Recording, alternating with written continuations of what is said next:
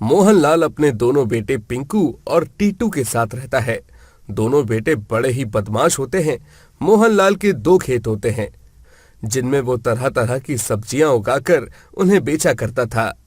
वो सारा दिन जी जान से मेहनत किया करता है और अपने बेटों को अकेले ही संभालता है क्योंकि उसने अपनी बीवी को एक एक्सीडेंट में खो दिया था।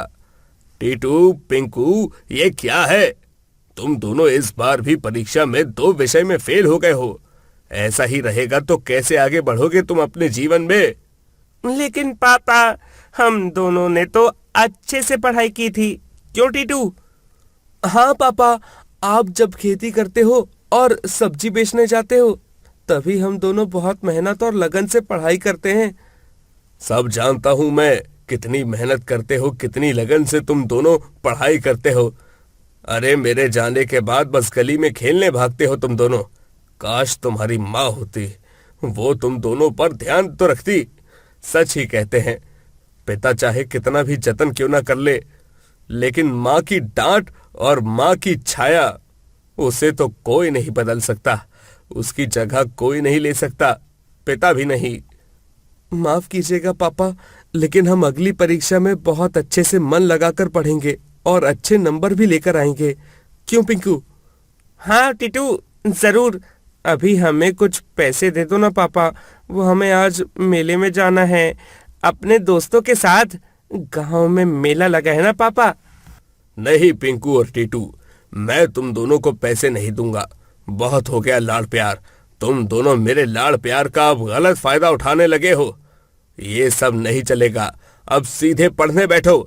किसी मेले में जाने की जरूरत नहीं है तुम दोनों को। लेकिन पापा ऐसा मत करो ना पापा। हमारे दोस्त हमारी राह देख रहे होंगे पापा। हमें जाने दो ना पापा। हाँ पापा, हम आज मेले में जाएंगे और कल से बहुत कम खेलने जाएंगे और ज्यादा समय हम पढ़ाई ही किया करेंगे। पर आज हमें मेले में जाने दो ना प्लीज पापा। टीटू और पिंकू के मासूम चेहरों को देखकर मोहनलाल उन्हें पैसे दे देता है। ये लो, लेकिन याद रहे, कल से ज्यादा देर तक पढ़ना है और कम समय के लिए ही खेलना है। हाँ पापा, याद रहेगा। धन्यवाद पापा, हम शाम में वापस लौट आएंगे। हाँ ठीक है, अपना ख्याल रखना तुम दोनों। एक दूसरे के साथ ही रहना और गांव के बाहर मत जाना। मोहनलाल का सब्जी का व्यापार गांव में बहुत अच्छे से चल रहा होता है और खासकर उसके खेत का हरा मटर काफी ज्यादा बिकता है और लोगों को वो बहुत ही पसंद आता है। तुम्हारे खेत के मटर का पनीर खाकर तो मजा ही आ गया भाई मोहनलाल। आज इसीलिए मैं और मटर लेने आया हूँ। मुझे तो ढेर सारे हरे मटर दे दो आज। हाँ मोहनलाल, मेरे ढाबे पर आज से पहले मटर से बनी हुई कोई भी सब्जी इतनी ज्यादा नहीं बिकती थी। हाँ, लेकिन जब से मैंने तुम्हारे खेत के उगे हुए हरे मटर से सब्जियां बनाना शुरू किया है, तब से ग्राहक बस मटर से बनी हुई सब्जियां ही खाते रहते हैं। फिर चाहे वो आलू मटर हो, मटर पनीर हो, मटर भिंडी हो या फिर मटर मैगी। तुम्हारे मटर ने तो मेरे ढाबे को और भी प्रसिद्ध और सफल बना दिया है। धन्यवाद भाई साहब, ये जानकर बहुत ही खुशी हुई मुझे कि मेरे खेत के हरे मटर आप सभी को बहुत पसंद आ रहे हैं। देखते ही देखते समय बीतता जाता है और जब टीटू और पिंकू दोनों बड़े हो जाते हैं, तभी मोहनलाल अपने दोनों खेत और अपना घर उन दोनों के नाम कर देता है, क्योंकि वो दोनों कुछ काम नहीं करते हैं और पढ़ाई में भी उन्होंने कुछ खास नहीं किया होता है। पिंकू, टीटू, तुम दोनों इतने बड़े हो गए हो, लेकिन तुम दोनों ने अभी तक कोई काम नहीं किया है। मैं तुम दोनों से रोज कहता रहता हूँ कि जाओ हमारे सब्जी के व्यापार को संभालो, किसानी करो, लेकिन नहीं, तुम दोनों मेरी बात बिल्कुल भी नहीं सुनते हो। अरे पापा, अभी आप हो ना, तो हमें किस बात की टेंशन है? आपके होते हुए तो हम दोनों ऐश और आराम से जी सकते हैं। हाँ टीटू, चल आज फिर पार्टी करने जाते हैं, बहुत मजा आएगा। हाँ पिंकू मेरे भाई। टीटू और पिंकू दोनों बिगड़ चुके थे। वो दोनों बस शराब पीते रहते हैं और जुआ खेलते रहते हैं। एक दिन दोनों के मन में एक विचार आता है। टीटू, क्यों ना हम दोनों पापा के खेत और घर बेचकर शहर चले जाएं और वहां जाकर ऐश करें। हाँ यार पिंकू, ये आइडिया मेरे दिमाग में भी आया था और मैं तो तुझे इसके बारे में बताने ही वाला था। हम दोनों यही करेंगे। दोनों अपने पापा को घर से बाहर निकाल देते हैं। टीटू, पिंकू, बेटा तुम दोनों ये क्या कर रहे हो? तुम दोनों मुझे घर से बाहर क्यों निकाल रहे हो? क्योंकि आप शायद ये भूल रहे हो पापा, ये हमारा घर है और वो दोनों बड़े बड़े खेत भी हमारे ही हैं। अब आप बूढ़े हो चुके हो पापा, अब हमें आपकी कोई जरूरत नहीं है क्योंकि आप किसी काम के नहीं रहे। लेकिन हाँ, आपका ये घर और आपके दोनों खेत तो हमारे बहुत काम आएंगे। हाँ, अब हम दोनों इस सब को बेचकर हमेशा हमेशा के लिए शहर चले जाएंगे और ऐश करेंगे।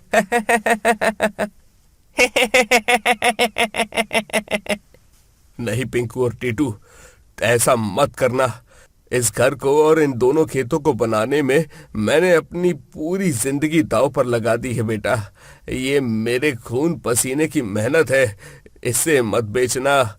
ये बेशकीमती है बेटा, ये तुम्हारे ही काम आएगा आगे चलकर।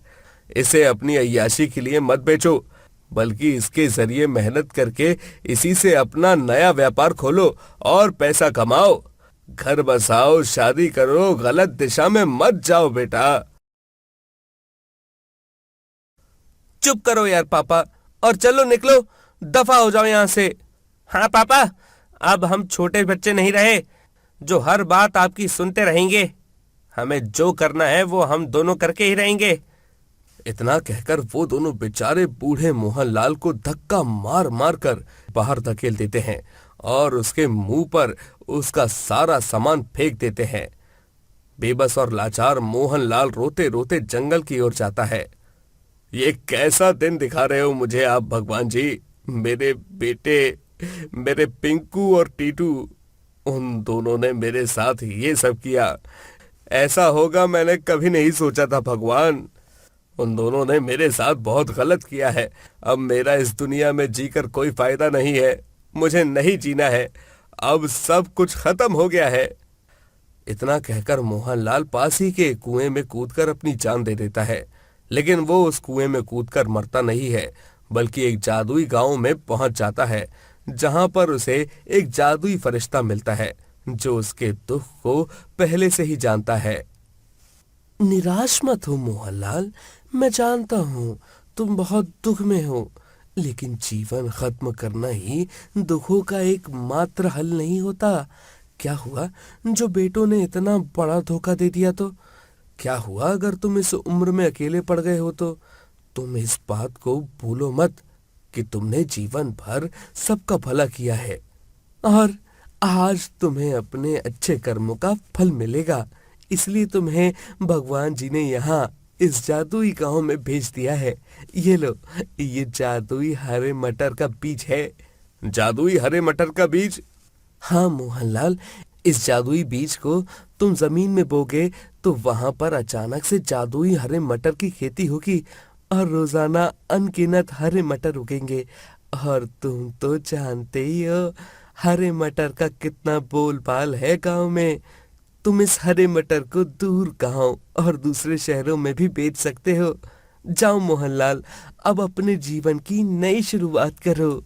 हमेशा से तुम बस अपने बेटों के लिए ही जीते आए हुए हो, अब अपने लिए जियो। हाँ फरिश्ता, तुमने बिल्कुल सही कहा। अब मैं खुद के लिए जीऊंगा और खुश रहूंगा। मोहनलाल फिर से गांव में जाता है और वहां वो जंगल के पास की एक वीरान जगह पर वो जादुई हरे मटर का बीज बो देता है, जिसके बाद पल भर में ही वहां पर जादुई हरे मटर की खेती हो जाती है और मोहनलाल इस उम्र में उस जादुई हरे मटर का व्यापार करके लखपति बन जाता है और चैन भरी जिंदगी जीने लगता है। वहीं टीटू और पिंकू सब कुछ बेचकर उन पैसों को अय्याशी करने में उड़ा देते हैं और खाली हाथ वापस गांव लौटकर अपने पिता के पास आते हैं। हमें माफ कर दो पापा, हमसे बहुत बड़ी गलती हो गई। हाँ पापा, हमने आपका तिरस्कार किया और आपको बहुत ठेस पहुंचाई है। हमें अपनी गलतियों को सुधारने का एक आखिरी मौका दे दो पापा। नहीं, अब मैं तुम दोनों का पापा नहीं रहा। तुम दोनों मेरे लिए उस दिन ही मर चुके थे जब तुम दोनों ने मुझे घर से बाहर निकाला था। चले जाओ यहाँ से और फिर कभी मत आना यहाँ पर। मोहनलाल टीटू और पिंकू की मदद नहीं करता है और उन्हें माफ किए बिना ही अपने घर से बाहर निकल जाता है और खुद एक सुकून भरा जीवन जीने लगता है। रामनगर कहकर एक गांव में भोला नाम का एक गरीब और ईमानदार दूध वाला रहा करता था।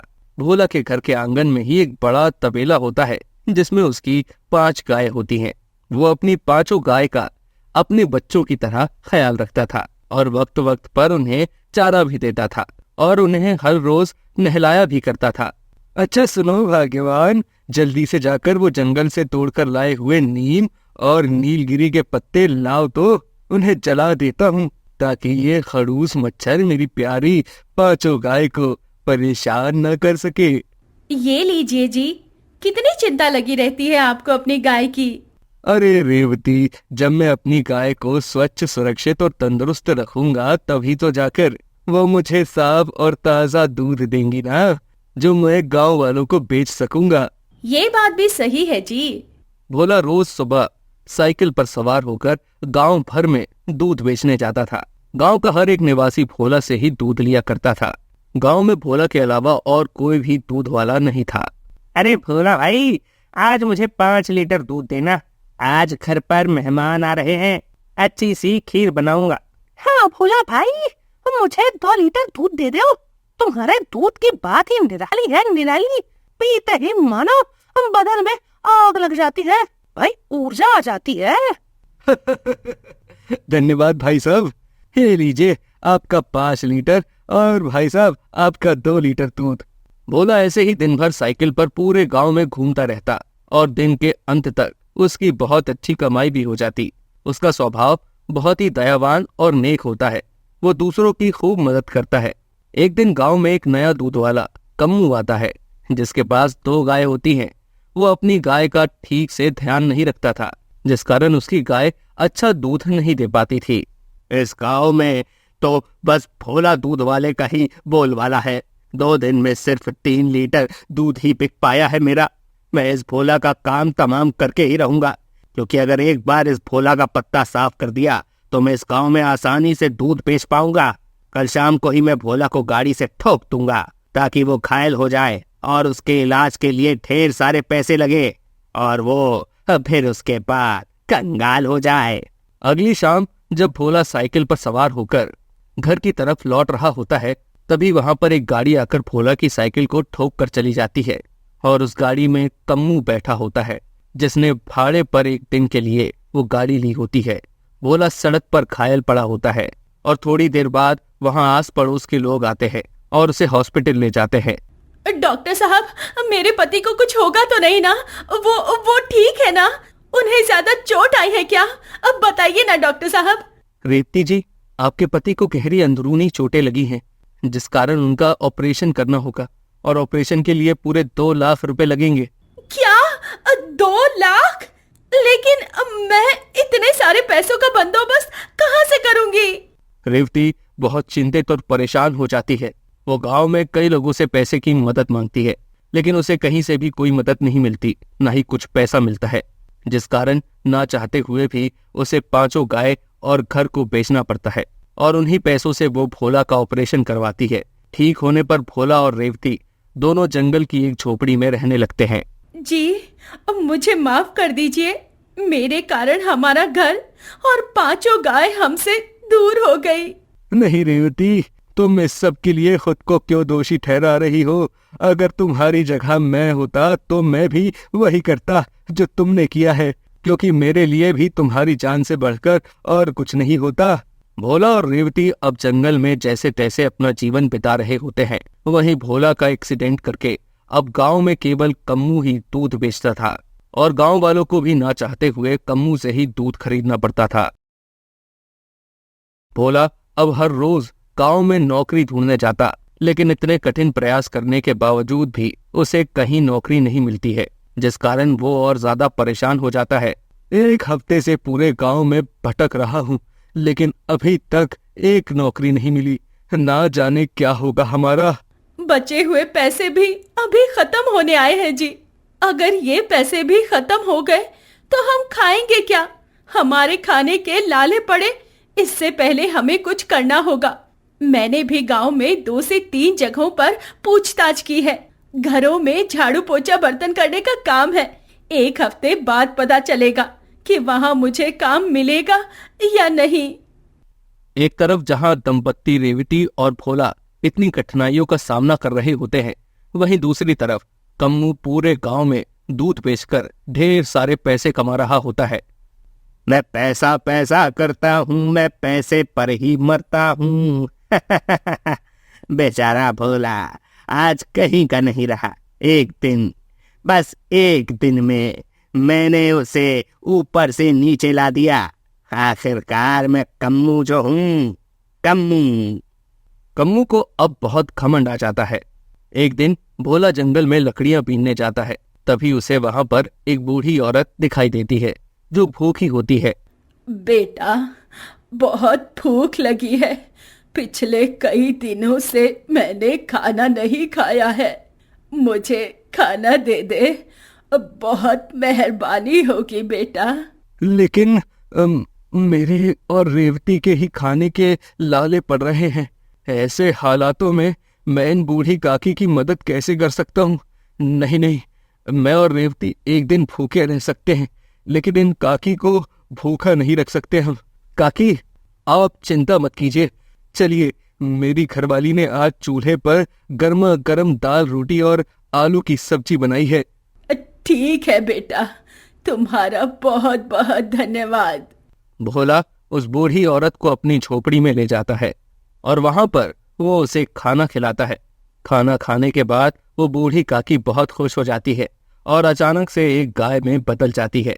उस बूढ़ी औरत को गाय में बदलते देख भोला और रेवती अचंभित रह जाते हैं। ये क्या, आप एक गाय हो? लेकिन ये कैसे संभव हो सकता है? मैं एक जादुई गाय हूँ। मुझे जादुई लोक से वरदान मिला है और मैं इंसानी रूप लेकर भोला के रास्ते में आई। भोला एक बहुत ही दयावान और ईमानदार व्यक्ति है और इसीलिए मैं उसकी मदद करने आई हूँ। क्या? मैं रोजाना 1000 लीटर से भी ज्यादा दूध दे सकती हूँ।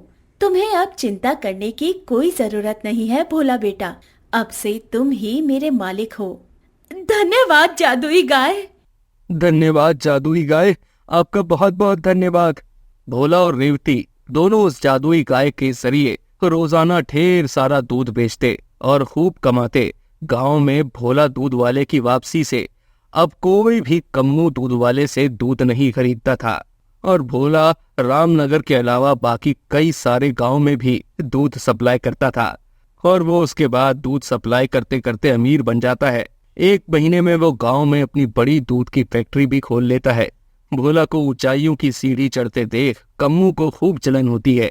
ऐसा क्या चमत्कार हो गया कि उस चोमू भोला ने अपनी दूध की फैक्ट्री खोल दी? दाल में कुछ तो काला है, मुझे इस बात की तह तक जाना ही होगा।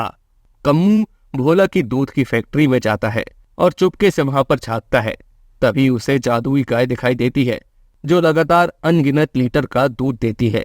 ये दृश्य देखकर कम्मू की आंखें फटी की फटी रह जाती हैं और वो सबके जाने के बाद वहां अकेले में गाय को चराने जाता है। लेकिन तभी गाय उसे श्राप देकर अपनी जादुई शक्तियों से एक पत्थर बना देती है। ले, अब अपने बुरे कर्मों की सजा भुगत दुष्ट आदमी। मैं जानती हूँ तूने ही भोला का एक्सीडेंट किया था।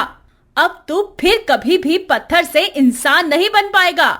नहीं। और इस तरह कम्मू जीवन भर के लिए एक पत्थर बनकर रह जाता है और ईमानदार दूध वाला भोला खूब तरक्की करता है।